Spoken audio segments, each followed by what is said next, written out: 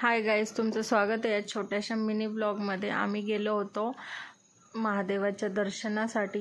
तुम्ही बघू शकता, जे नगरचे आहेत ते नक्कीच हे ठिकाण ओळखतील।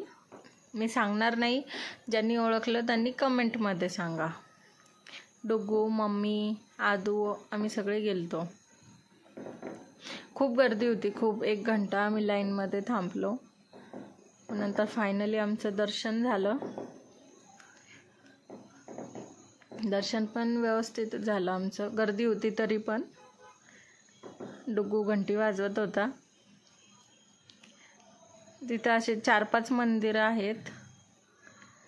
तिथे गार्डन पण आहे शेजारी, तुम्ही ओळखू शकता। जे नगरचे असतील ते नक्कीच ओळखतील। विठ्ठल रुक्माई, ते बाहेर पण एक महादेवाचं मंदिर होतं।